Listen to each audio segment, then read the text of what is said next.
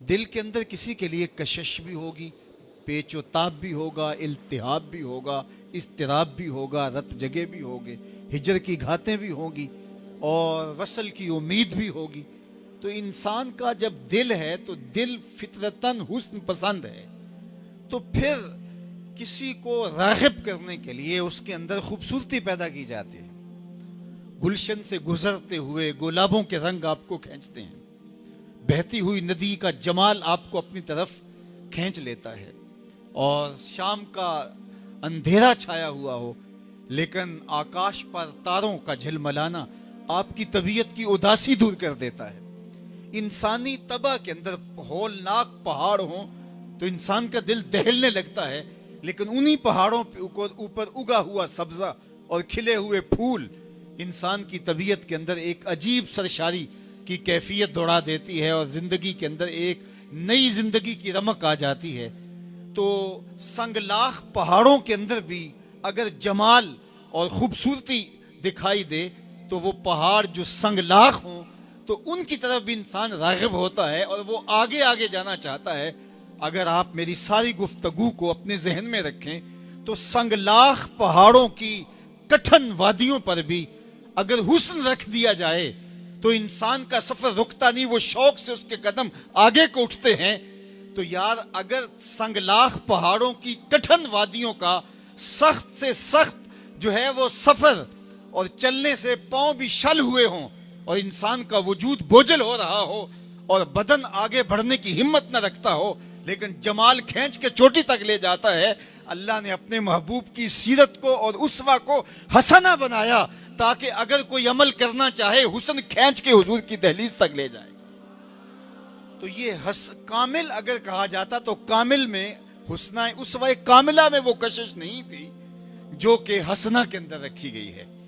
اس لیے کہا کہ لَقَدْ كَانَ لَكُمْ فِي رَسُولِ اللَّهِ أُسْوَةٌ حَسَنَةٌ۔ اچھا اب میں آپ کو بتاؤں کہ اب اس اسوے کی جھلک دیکھیے، اور وہ انسانی طبع کے اندر اللہ نے سب سے لطیف جو جذبے رکھے ہیں وہ خواتین کے اندر رکھے ہیں۔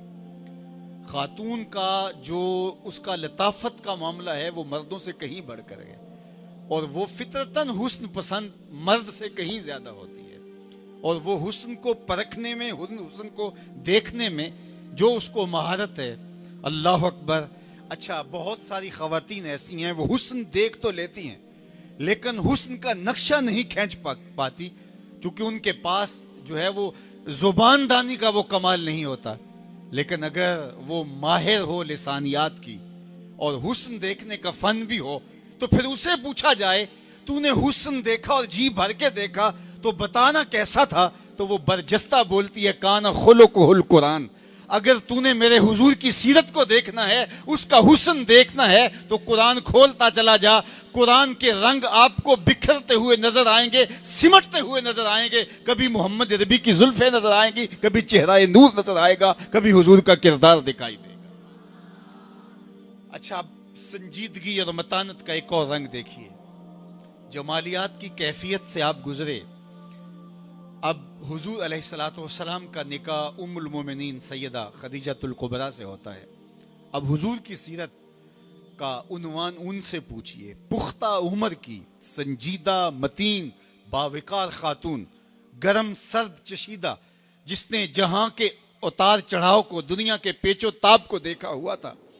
اب ان سے پوچھئے تو پہلی وحی کا جب نزول ہوتا ہے تو قرآن تو اگر پہاڑوں پہ نازل ہوتا تو وہ بھی پہاڑ جو ہے وہ قرآن بتاتا ہے کہ اگر یہ پہاڑوں پہ نازل کر دیتے تو وہ بھی خشیت الہی سے ریزہ ریزہ ہو جاتے۔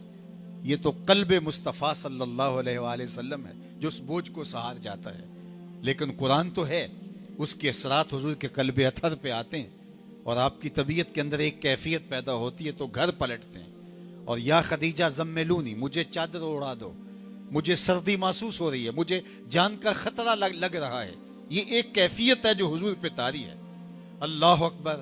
اب ام المومنین کیا جواب دیتی ہے جب حضور نے کہا کہ مجھے چادر اڑا دو، مجھے سردی کا احساس ہے، تو وہ اپنی شال حضور کے کندھوں پہ ڈال دیتی ہیں، اور پھر جو حضور کو تسلی آمیز کلمات کہتی ہیں وہ 6 کلمات ہیں، لیکن ان کے اندر حضور کی سیرت کا ایک ایسا رنگ بیان کر دیا، ایک خلاصہ بیان کر دیا کہ انسانی عقل جو ہے وہ داد دیے بغیر نہیں رہ سکتی، کہ ایجاز اور اختصار اس خوبصورتی کے ساتھ چند لفظوں میں پرو کے حضور کی سیرت کا نقشہ 6 لفظوں کے اندر رکھ دیا گیا۔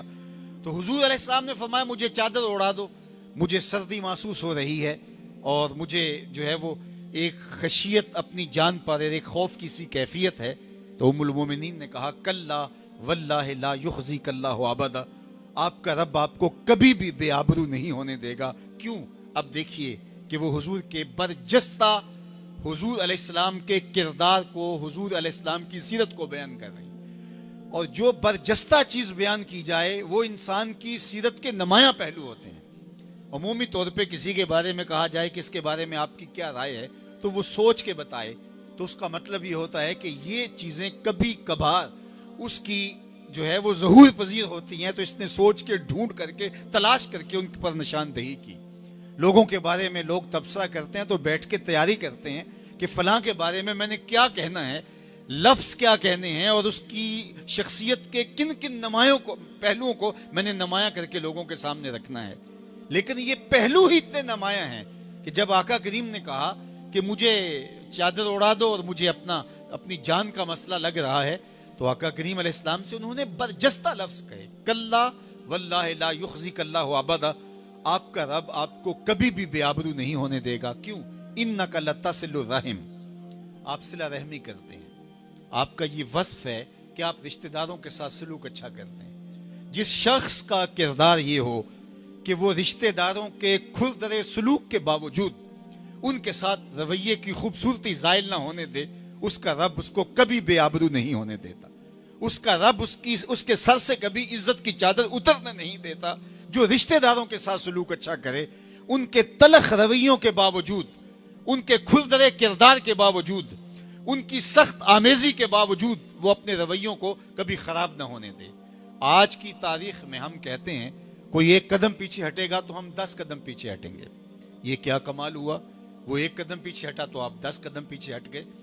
کمال یہ ہے کہ کوئی 1 قدم پیچھے ہٹے اور تم کہو تم جتنا ہٹ سکتے ہو ہٹو، میں تمہیں پیچھے نہیں ہٹنے دوں گا، ایک دن تمہیں بھی جیت لوں گا محبت کے زور پہ، ایک دن تجھے پیار کے ایسے جکڑن میں جکڑ لوں گا کہ تو بھاگنا چاہے بھی تو نہیں بھاگ سکتا۔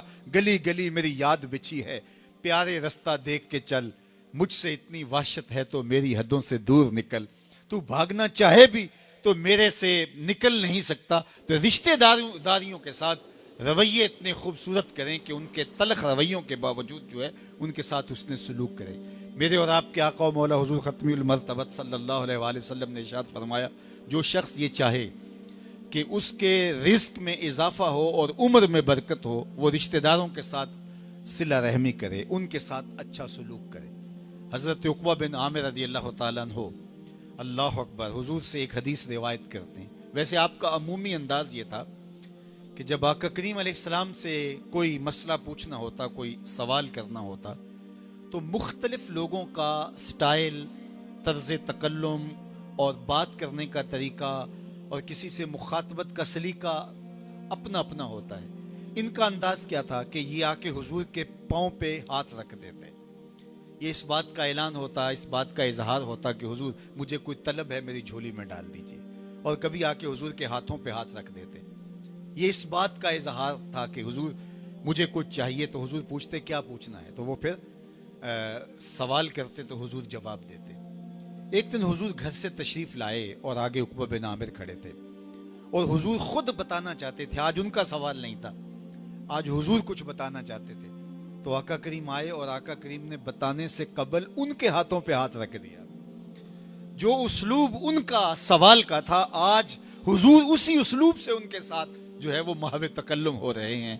کوئی ایسا بھی بندہ نواز ہوگا، کوئی اتنا بھی پیار کرتا ہوگا، کوئی کسی کے جذبات کا اور کسی کی عادات کا اور کسی کے معاملات کا یوں خیال بھی رکھتا ہوگا؟ کائنات کے اندر زمانے نے ایسا ایک ہی شخص دیکھا ہے، اور وہ آمنہ کا در یتیم ہے۔ تو حضرت عقبہ بن عامر رضی اللہ تعالیٰ عنہ فرماتے ہیں کہ حضور علیہ السلام نے مجھے 3 باتیں ارشاد فرمائی: سل من قطعک، واعط من حرمک، واعف عن من ظلمک۔ جو تجھ سے تعلق توڑے تو اس سے تعلق جوڑ، جو تجھے محروم رکھے تو اس کی جھولیاں بھر دے، اور جو تیرے پہ ظلم کرے تو اسے معاف کر دے۔ معاف کر دینے سے آپ خود ہلکے پھلکے ہو جائیں گے۔ اور اس سے بہتر کیا بدلہ ہے؟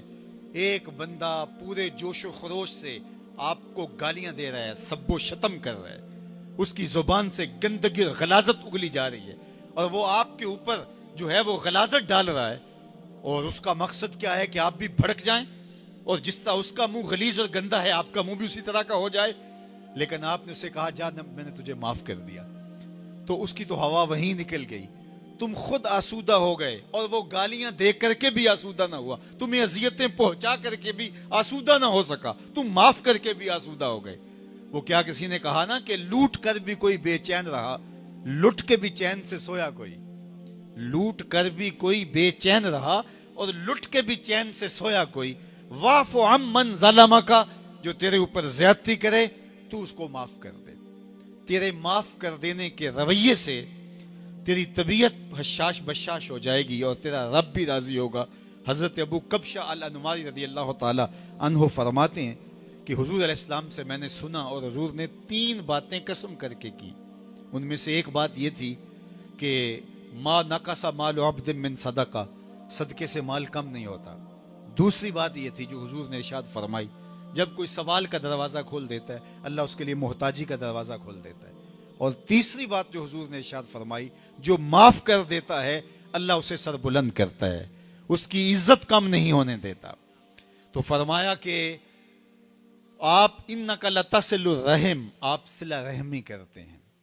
اللہ اکبر! مکے والوں نے کیا کچھ نہیں کیا تھا، برستے ہوئے پتھر، کھودے گئے گڑھے، ناموافق حالات کے جو جکڑ وہاں چلے، اور جو لوگوں کی طرف سے تلخ رویے اپنے گھر کا کوڑا لا کے حضور کے گھر کے باہر ڈال دیتے۔ عقبہ بن ابی معیط نے کیا کیا تکلیفیں نہیں پہنچائی، حضور کے نازک گلے کے اندر کپڑے ڈال کر تاؤ دیے گئے، راہوں کے اندر کانٹے بکھیرے گئے، گڑھے کھودے گئے، اذیتیں پہنچائی گئی، اوجریاں ڈالی گئیں، اور پھر حضور کے غلاموں کے ساتھ کیا